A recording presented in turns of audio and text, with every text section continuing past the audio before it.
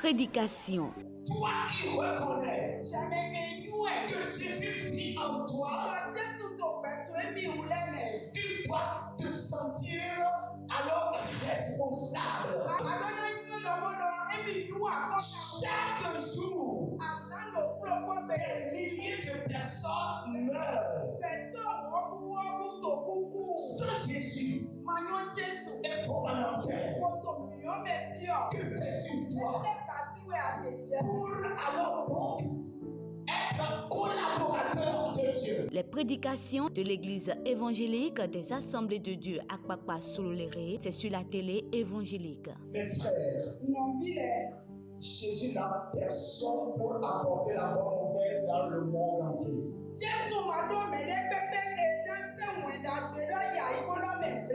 C'est toi qui es son royaume. C'est toi qui es son corps. C'est toi qui es sa foi. Il a mis tout à ta disposition pour que l'évangile aille vers ceux qui sont en train d'aller en enfer. Prenez le rendez-vous tous les mercredis à 20h et les vendredis à 10h. Les prédications, suivez et changez votre vie spirituelle.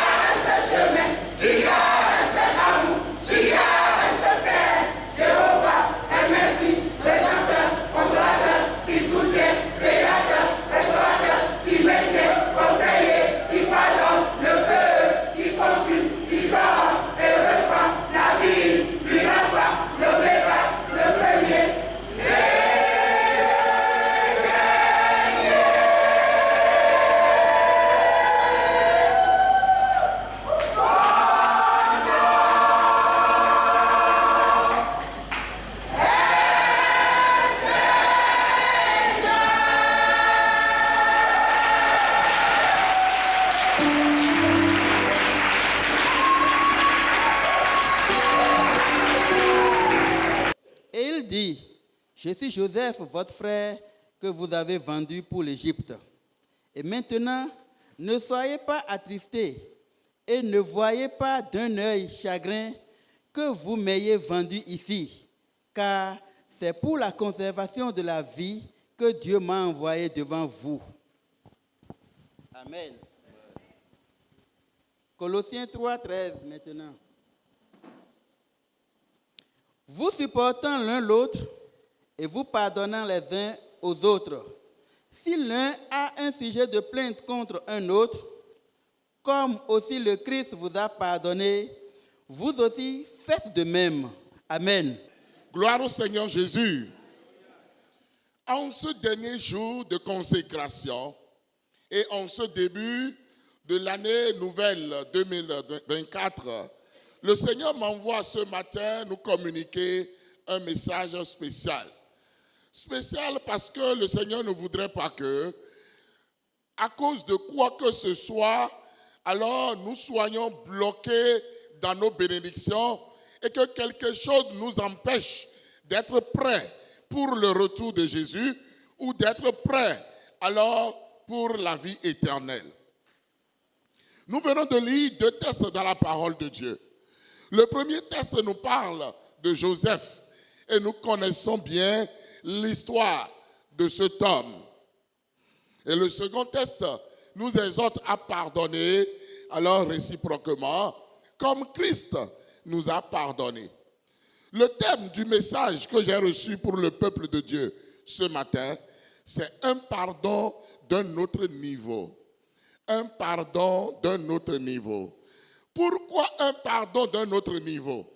Parce que c'est toujours facile alors de pardonner lorsqu'on est en position de faiblesse.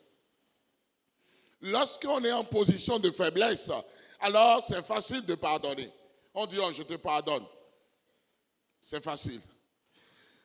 C'est toujours facile aussi de pardonner lorsqu'on pardonne par intérêt. Si je ne pardonne pas maintenant, je n'aurai pas tel avantage, je n'aurai pas telle chose. À cause de ça, je pardonne. C'est facile.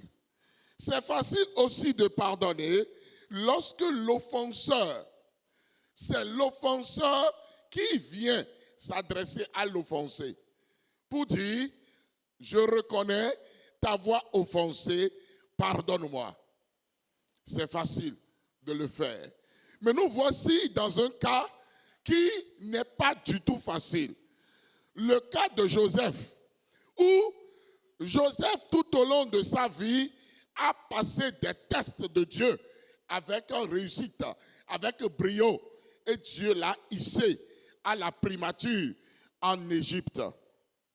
Il était devenu un vice-pharaon, un vice-président de toute l'Égypte. Il avait pouvoir de vie et de mort sur beaucoup de personnes. Et il avait aussi l'aval, l'appui, le cachet, l'approbation de Pharaon pour faire tout ce qu'il avait à faire.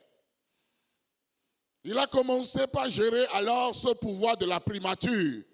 Par la grâce de Dieu, Dieu l'a amené là. Gloire au Seigneur. Mais il y avait quelque chose, toujours dans la vie de Joseph, qui n'était pas réglé.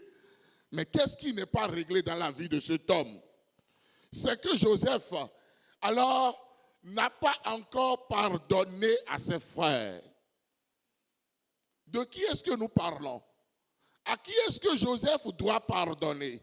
Joseph doit pardonner à ses frères qui étaient des jaloux.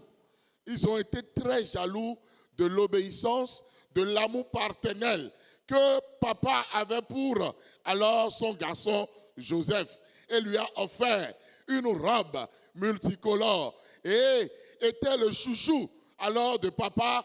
Ses frères étaient jaloux de lui. Ces frères dont nous parlons, alors la jalousie seulement ne s'est pas manifestée par les paroles, par le rejet, mais ils sont allés jusqu'à l'acte en le prenant, en le maltraitant, en le mettant dans un trou et finalement, comme ils ne voulaient pas le tuer, parce que Dieu étant avec lui, ils l'ont vendu comme esclave pour l'envoyer en Égypte. De qui est-ce que nous parlons? Nous parlons de ces messieurs-là qui ont comploté ensemble pour trouver une astuce pour aller démontrer à Jacob, leur père, que son fils bien-aimé Joseph, alors était mort, dévoré par un lion. Voici alors les lambeaux de sa robe. Papa, tu reconnais cette robe que tu lui as donnée? Voilà ce qui est arrivé. Et ils ont vu d'un cœur joyeux, alors ce patriarche, cet aimé de Dieu, l'homme de l'alliance avec Dieu, pleurait amèrement le décès alors de son fils bien-aimé Joseph. Voilà qui étaient ses frères. Et ils ont gardé ce secret-là pendant longtemps. Ils ne l'ont jamais dévoilé à leur papa pour dire, papa, c'était un coup monté. Joseph, alors, n'était pas mort. Ils n'ont jamais dit ça. C'est à cette personne que Joseph, maintenant, en position de force, devrait maintenant pardonner. Et qui a initié ce pardon? C'est Joseph lui-même qui a initié ce pardon. Voilà le texte que nous venons de lire. C'est lui-même qui a demandé à ses frères, c'est moi Joseph. En même temps, ils ont pris peur. Il dit, approchez-vous de moi. Ne vous affligez pas, ne vous attristez pas de m'envoyer envoyer en Égypte. Je vous pardonne parce que ce n'est pas vous qui m'avez envoyé ici, mais c'est Dieu qui m'a envoyé vous précéder pour vous préserver la vie, pour vous sauver de cette famine. Quel type de pardon? Un pardon profond, un pardon d'un autre niveau. Et tous ensemble, ils se sont embrassés, ils ont passé du temps à pleurer ensemble. La parole de Dieu insiste en disant que ces informations-là sont parvenues à tous ceux qui étaient dans les alentours. Pharaon même était informé de ce qui se passait. Ce n'était pas caché. Mes frères et sœurs dans le Seigneur, voilà le pardon d'un autre niveau que Dieu voudrait que nous puissions pratiquer. Parce que c'est facile pour les uns et les autres de dire non, ça là, c'est pas difficile, ce n'est pas grave, je te pardonne. Mais regardez, alors, quel niveau de pardon Joseph était. Et c'est lui qui a initié ce pardon parce que, alors, il devait se libérer. Il devait obéir à la parole de Dieu. Il devait permettre, j'en viens, au plan de Dieu de s'accomplir parfaitement. Mon frère, ma soeur, en ce début d'année 2024, quel type de pardon est-ce que tu n'as pas encore accordé? Tu as pardonné beaucoup de personnes, mais qui est encore dans ton cœur? Quelle situation tu as gardée? Et lorsque tu te rappelles de ça, tu dis tellement ça m'a fait mal, tellement j'ai souffert dans cette affaire, tellement c'est douloureux, ça a trop duré, je ne peux pas pardonner. C'est plus lourd que moi, c'est plus fort que moi. Ce matin, le Seigneur voudrait que tu obéisses à sa parole et que tu te libères et que tu pardonnes. Quoi qu'en soit la difficulté, quoi qu'en soit l'amertume, quoi qu'en soit la douleur, quoi qu'en soit le temps que ça ait fait. Parce que ici, c'est après 2 ans que Joseph, alors, inspiré sûrement par Dieu, voulant obéir à la voix de Dieu, alors, s'est épanché avec ses frères pour dire, je vous pardonne. Je vous pardonne. Parce que vraiment, il devait pardonner. Laissez-moi nous montrer un autre exemple plus fort dans la parole de Dieu. L'exemple de notre Seigneur et Sauveur, Jésus-Christ de Nazareth, le Fils unique de Dieu. Celui-là qui est venu pour le bien de l'humanité, qui n'a fait que de bien, qui n'a point le péché en lui, mais qui était injustement accusé, injustement jugé et injustement crucifié à cause de toi et moi, à cause des pécheurs. Et sur cette croix, dans cette douleur, il s'écria à son Père, « Père, pardonne-leur, parce qu'ils ne savent pas ce qu'ils font. » Waouh! C'est fort. C'est très fort. Vous allez me dire ici ce matin, non, tout ce qu'on dit là, ce n'est pas des histoires. Je voudrais nous donner un exemple que nous connaissons. L'exemple de feu Mandela, Nelson Mandela, qui a fait 27 ans de prison sous l'apartheid, 27 ans de torture, d'incompréhension, de douleur dans une prison. Le jour où on a décidé de libérer ce monsieur, il était sorti de la prison libre parce qu'il dit, j'accorde mon pardon à tous mes bourreaux. Je pardonne tous ceux qui m'ont fait du mal pendant 27 ans. S'il n'avait pas accordé ce pardon, il n'y aurait jamais la fin de l'apartheid. Alors en Afrique du Sud, les blancs et les noirs n'allaient jamais s'entendre. Dieu n'allait même pas le bénir pour qu'il devienne président de la République de cette même nation. Et qu'est-ce que Dieu a fait encore de plus? Ce monsieur, il a reçu tous les honneurs de son vivant avant de mourir. Pendant que les autres, c'est après leur mort qu'on se rappelle d'eux. De son vivant, il a reçu tous les honneurs. Et chaque fois que les journalistes lui tendaient le micro, il disait, si jamais je ne pardonne pas à l'un d'entre eux, je serai libre, mais je vais toujours rester en prison. Je vais croire être libre, mais je serai toujours en prison. Si Jésus-Christ n'avait pas prononcé cette phrase sur cette croix-là, est-ce qu'il serait réellement l'initiateur du pardon entre Dieu et les hommes? Voilà qu'il est allé à cette croix pour que Dieu pardonne les pécheurs en Jésus-Christ, en lui. Et est-ce que lui-même, qui a travaillé pour le pardon, qui est devenu l'agneau de Dieu pour le pardon de l'humanité, allait mourir sans pardonner à ses bourreaux, sans pardonner à ses malfaiteurs? Non. C'est pourquoi Christ a dit, malgré tout, Père, pardonne-leur, parce qu'ils ne savent pas ce qu'ils ont fait. Mes frères et sœurs, ce matin, je voudrais nous amener à comprendre ce qui s'est réellement passé dans le plan de Dieu par rapport à Joseph. Dieu avait fait un plan. Et le plan de Dieu, c'était quoi? C'était que pendant ces famines-là, alors son peuple soit à l'abri du besoin, soit à l'abri de la faim, soit à l'abri de la soif, que son peuple ne soit pas décimé. Joseph, c'est le fils de Jacob. Et nous connaissons Jacob qui a reçu de Dieu une transformation de nom. C'est Joseph. Il n'était plus Joseph, mais il est devenu Israël. Israël. Celui-là alors qui est le père du peuple de Dieu, le peuple d'Israël. Et parce que Dieu a changé le nom de Joseph, de Jacob en Israël, Dieu lui a fait une promesse. Dieu a fait une alliance avec cet homme. Est-ce que l'alliance de Dieu avec cet homme-là, alors va tomber à l'eau? Non. Mais cette alliance-là tomberait à l'eau si jamais Joseph ne pardonnait pas à ses frères. Parce que s'il ne pardonne pas à ses frères, il ne peut pas demander qu'on aille chercher son papa pour l'amener et que tous ses frères, toute la famille, tout le peuple de Dieu viennent rester en Égypte pour être entretenus, pour être bénis, pour être gardés pendant les 5 ans qui restent de famine. Le peuple allait être décimé. Le peuple de Dieu allait disparaître.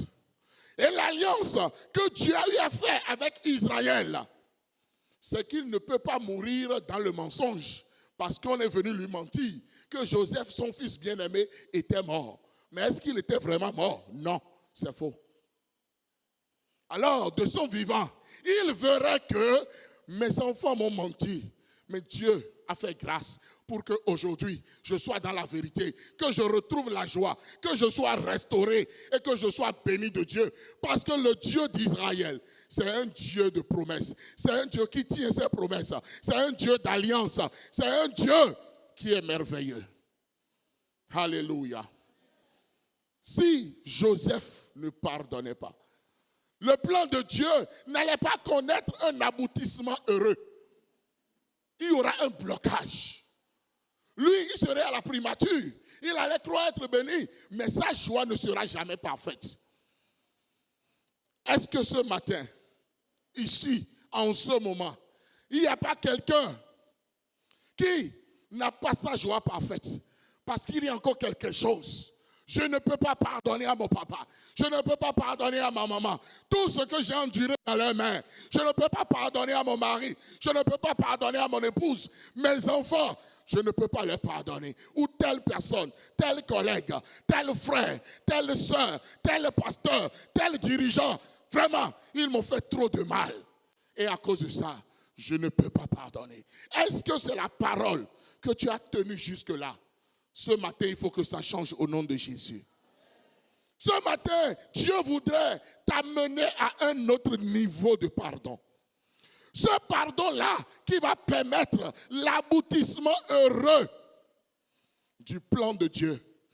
Parce que le refus de ton pardon, le fait de refuser de pardonner est en train de bloquer quelque chose que Dieu voudrait faire. Dieu voudrait sauver une personne. Dieu voudrait libérer une personne. Dieu voudrait te bénir toi-même. Mais tu dis non, c'est trop difficile. Je ne peux pas laisser. Il est temps que comme Joseph, tu laisses. Tu laisses. Tu fasses preuve d'humilité. Parce que Dieu fait grâce aux humbles. Ce n'est pas normal qu'en descendant de cette montagne de Dieu, après 10 jours de consécration, il y a encore un blocage à cause de la rébellion, à cause de l'entêtement, à cause de ce niveau de pardon que tu n'as pas accédé, que tu n'as pas accepté, qu'il y ait encore un blocage dans ta vie. Pour que tout au cours de cette année, tu dises, mais vraiment, on a quand même jeûné, on a quand même prié, mais je n'ai rien compris, rien n'a changé dans ma vie. Oh, il y a telle situation, mais on a tellement prié sur ça. Dieu m'a dit qu'il allait le faire, mais ce n'est pas fait. Est-ce la faute de Dieu? Mon frère, ma soeur, le Seigneur nous invite, nous tous, autant que nous sommes, à accorder le pardon le plus difficile de notre vie. À libérer nos cœurs pour ne pas nous empêcher d'aller au ciel. Parce que cette rancœur-là sera un blocage pour la vie éternelle. Cette rancœur, cette amertume, cette haine viscérale ne peut pas permettre à quelqu'un d'accéder aux grâces de Dieu. Je ne connais pas ce que tu rumines depuis des années, depuis toujours, et tu ne veux pas lâcher. Il y a même des gens qui vont jusqu'à être contre quelqu'un qui est déjà mort. Il est mort, mais je ne vais pas lui pardonner. Ça m'a trop fait mal. S'il était encore là, je vais le gifler un peu. Mais bon, voilà, il est mort. Mais ça me fait mal parce que je ne l'ai pas torturé avant sa mort. Mais je ne pardonne pas. Cessons de telles paroles, cessons de telles situations. Accédons à ce niveau-là, très élevé du pardon. Quittons les pardons faciles que nous avons déjà accordés pour maintenant accorder un pardon, le pardon le plus difficile de ta vie, tel que Jésus l'a fait, tel que Joseph l'a fait, pour voir le plan de Dieu s'accomplir dans ta vie et dans la vie d'autres personnes.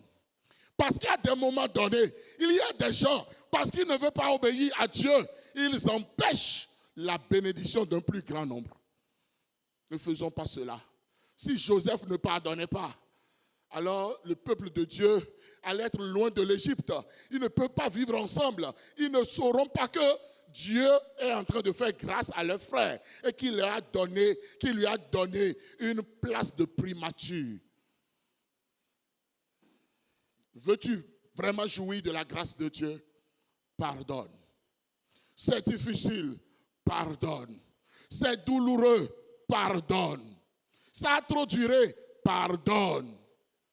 Parce qu'à des moments donnés, on dit non, ça a déjà fait un temps. C'est pourquoi il faut laisser. Non, même si ça fait 10 ans, tu dois pardonner. Je finis en vous racontant cette histoire. Lors d'un jeûne prière, l'un de mes jeunes un jour est venu me voir pour dire, pasteur, il y a quelque chose sur laquelle le Seigneur m'a parlé.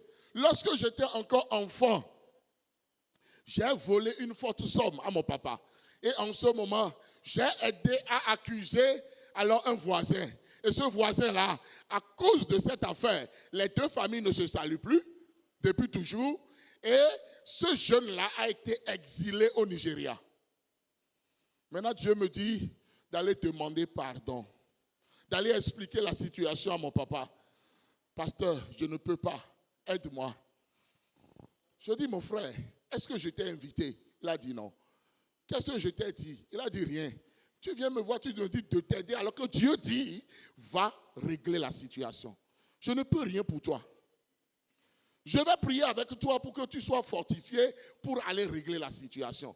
C'est le jour où tu vas régler la situation que ta vie va connaître une autre tournure.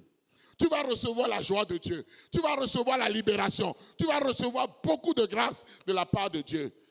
Vas-y, c'est difficile, mais fais-le. Il a gratté la tête et il s'en est allé. 2 jours plus tard, mon frère, c'est bon? Vraiment, priez toujours avec moi, c'est pas bon. Des semaines plus tard, il n'allait pas toujours. Mais un jour, il est venu me voir pour dire, maintenant je vais partir. Je vais les réveiller demain à 5 heures. Donc, pasteur, priez avec moi pour que le Seigneur soit avec moi. J'ai dit, le Seigneur même, c'est lui qui t'a dit d'aller. Il est déjà avec toi. Je prie encore et il est parti. Je vous dis, lorsqu'il est revenu de chez ses parents, je l'ai vu rayonner pour la première fois. Je dis, mon frère, tu as vu, tu rayonnes. Qu'est-ce qui s'est passé? Il dit, hey, Dieu est fort. Dieu est fort. J'ai réveillé mes parents le matin à 5 heures. Je me suis mis à genoux pour dire, papa, maman, je vous ai fait du mal. C'est moi qui ai volé telle somme. Et pour ce vol, je vous avais aidé à accuser telle personne. Et les parents se sont mis à pleurer. Qu'est-ce que tu nous as fait? Qu'est-ce que tu nous as fait? Pourquoi notre fils, tu nous as amenés à ce niveau d'injustice, d'abomination? Et il disait seulement pardon. Tous ont commencé par pleurer. Ils n'ont pas attendu. Tous ensemble, ils sont partis taper à la porte de l'autre famille. Lorsqu'ils ont ouvert, c'est encore vous, c'est encore vous. Ils se sont mis à genoux. Pardonnez-nous. Ce n'était pas votre fils qui avait volé l'argent. Voici le voleur. Les autres aussi ont fait comme ça. Pourquoi vous nous avez fait tant de mal? Le papa a pris la parole, pardonnez. Tout ce que ça implique, nous allons payer pour réparer le tort. Nous donnons de l'argent tout de suite pour que celui qui est exilé revienne, pour qu'on lui demande pardon. Mes frères et sœurs, peut-être que c'est dans nos familles que le problème se trouve. Peut-être que c'est dans notre couple. Peut-être que c'est dans nos services. Peut-être même que c'est dans cette église que ça se passe. Dieu a un message pour toi ce matin. Dieu a un message pour moi ce matin. Est-ce que nous pouvons nous tenir debout pour prier? Nous allons dire, Seigneur, aide-nous à obéir. Aide-nous à céder à ce niveau de pardon que tu veux de nous. Nous ne voulons pas continuer comme ça. Disons que nous sommes chrétiens alors que nous sommes en prison. Disons que nous sommes chrétiens alors que ton plan ne s'aboutit pas parfaitement à cause du fait que nous refusons de pardonner. Demandons la grâce de Dieu. Crions au Seigneur. Prions au nom de Jésus. Prions au nom de Jésus.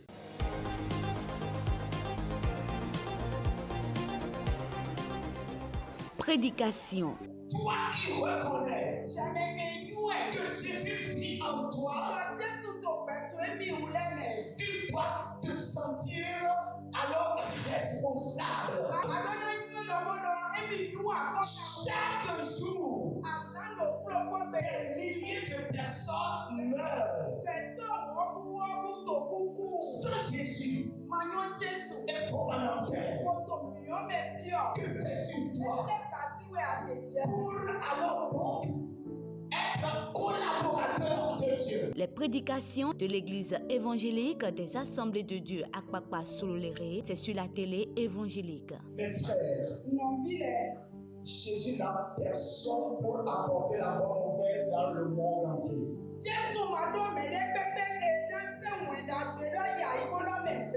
C'est toi qui es son royaume. C'est toi qui es son corps. C'est toi qui es sa voix. Il a mis tout à ta disposition pour que l'évangile aille vers ceux qui sont en train d'aller en enfer. Prenez le rendez-vous tous les mercredis à 20h et les vendredis à 10h. Les prédications, suivez et changez votre vie spirituelle.